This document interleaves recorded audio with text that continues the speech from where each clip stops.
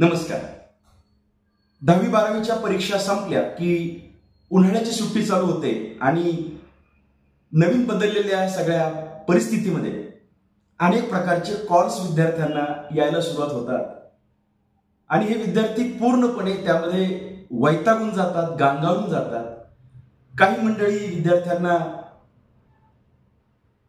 आणि पालकांना काही भीती पण घालतात आणि म्हणूनच मग अनेक जण घाबरून जातात. ज्यांना माहिती नसते ते आणि ज्यांना माहिती असते ते सुद्धा थोडे कन्फ्यूज होतात. मला सगळ्या विद्यार्थी आणि पालकांना सांगायचंय की ही सुट्टी आहे, सुट्टीत एन्जॉय करायचं आहे. पण असं जरी असलं तरी काही गोष्टींमध्ये जशी आपण घाई करायची नाहीये, त्याचबरोबर म्हणजे आपण गहाळ राहिलोय किंवा वेंधळेपणा केलाय असे देखील करायचं नाही.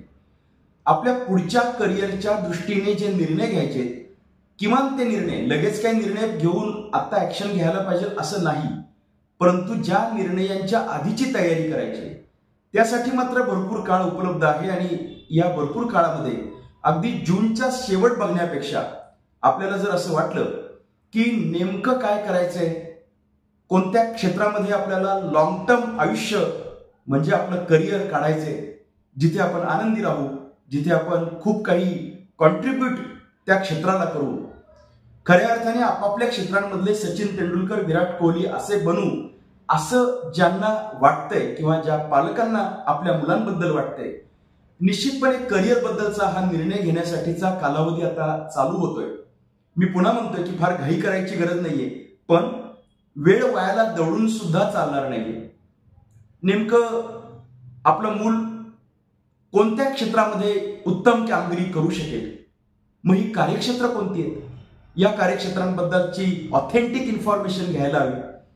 कुणाचा तरी क्लास आहे, कॉलेज आहे, इन्स्टिट्यूट आहे, तिथे जायचे की थर्ड पर्सन म्हणजे ज्याच्यामध्ये तुम्हाला करिअर बद्दलची माहिती मिळेल. खूप महत्वाची गोष्ट आहे. अमुक अमुक क्षेत्रांमध्ये आता काय चालू आहे, त्या क्षेत्रांमध्ये 10-15 वर्षानंतर काय घडणार आहे, आत्ताच्या या कार्यक्षेत्रांमध्ये आता तात्पुरत्या समस्या कोणत्या आहेत, नेमकं कोणतं काम आपल्या मुलांना करावं लागू शकतं, आर्टिफिशियल इंटेलिजन्समुळे या क्षेत्रांमध्ये काही बदल होण्याच्या शक्यता आहेत का, सकारात्मक की नकारात्मक, या सगळ्या कार्यक्षेत्रांमध्ये नेमकं माझं कार्यक्षेत्र कोणतं हे ओळखण्यासाठी या क्षेत्रांची माहिती एका जागेवरती मिळायला हवी असं वाटत असेल तर करिअर काउन्सिलिंग करायला निश्चितपणे हरकत नाही. विद्यार्थी आणि पालकांनी, जरी ते पालक सुशिक्षित आणि उच्च पदस्थ असतील तरी देखील आता सध्या या करिअर्समध्ये कम्पॅरेटिव्हली काय घडते, कारण कधी कधी आपल्याला फक्त आपल्याच क्षेत्राची माहिती असते, तर ही मुलं आणि पालक एका जागेवरती येऊन ही माहिती घेऊ शकतात. मी इथं माझ्या कर्वेनगरच्या सहवास सोसायटीच्या ऑफिसमध्ये, करिअर विजयच्या ऑफिसमध्ये असं करिअर काउन्सिलिंग करतोय. सकाळी 8 ते 10 आणि 10:30 ते 12:30, त्याचबरोबर संध्याकाळी 4 नंतर 9:30 पर्यंत आपण करिअर काउन्सिलिंगसाठी विद्यार्थी आणि पालक येतात, त्यांना मार्गदर्शन करतो. या मार्गदर्शनामध्ये विद्यार्थ्यांना देखील त्यांना काय काय जमतंय, त्यांना आवडतंय, त्यांचे स्किल्स कोणते आहेत, त्यांचा कल कसा आहे, या सगळ्यांची माहिती मिळते.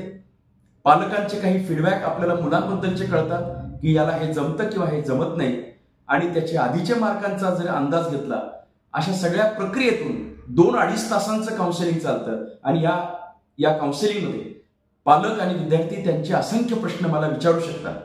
गेली 25 वर्ष मी हे काम करतोय, त्यामुळं करिअर मार्गदर्शनाचा मोठा लॉंग टर्म डिसिजन तो काउन्सिलरला विचारून घ्यायला हवा, ज्या काउन्सिलरला सायकोलॉजी पण कळते, म्हणजे विद्यार्थ्याचे स्वभाव, विद्यार्थ्याचा गुण आलेख, त्याचबरोबर पालकांच्या आत्ताच्या मानसिकता कळतात, ज्या काउन्सिलरला आजपर्यंत हजारो विद्यार्थ्यांच्या मार्गदर्शनाचा अनुभव आहे, ज्या काउन्सिलरकडे विविध कार्यक्षेत्रांची माहिती आहे.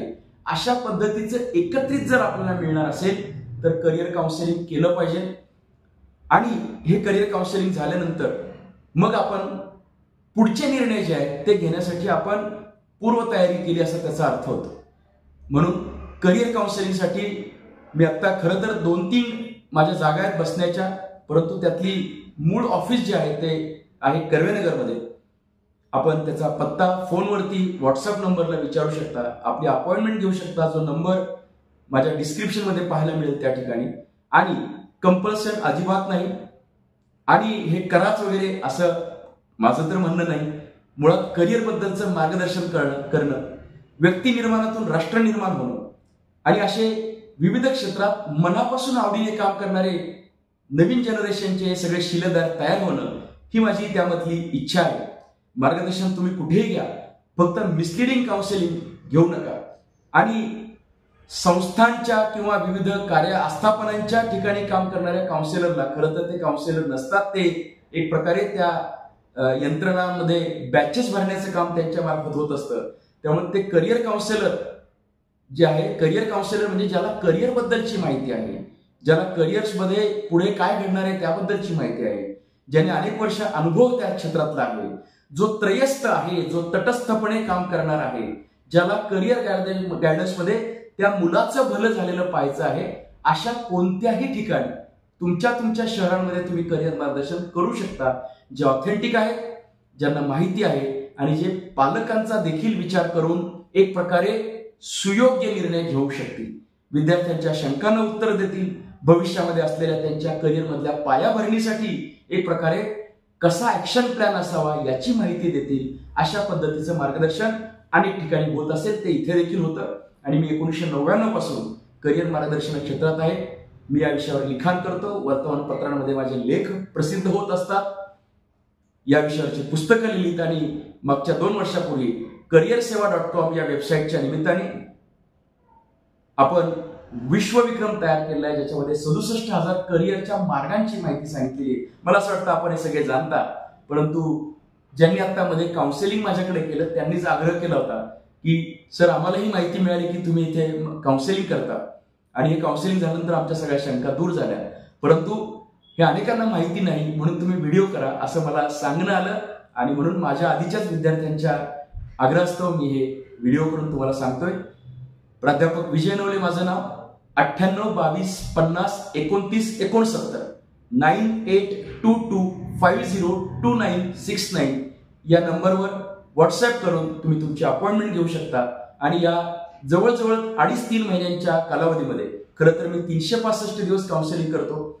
केवळ विद्यार्थीच नाही तर युवक असतील, मध्यवयीन कर्मचारी असतील, नोकरी सोडू का व्यवसाय करू अशाबद्दलची माहिती घेणारे असतील, रिटायरमेंट नंतरचं करिअर असेल, अशा विविध विषयांवरती करिअर बद्दल आणि अन्य अभ्यास कौशल्य, व्यक्तिमत्व विकास यावरती सुद्धा मी काउन्सिलिंग करतो. परंतु या 3 महिन्यामध्ये खास करून काउन्सिलिंगसाठी मी तो उपलब्ध असणार आहे. अर्थात माझी व्याख्यानं देखील चालू राहतील. त्या मधल्या काळामध्ये तुम्हाला अपॉइंटमेंट हवी असेल तर या नंबरवर संपर्क करू शकता आणि सुयोग्य आणि ऑथेंटिक इन्फॉर्मेशन घेऊ शकता. धन्यवाद.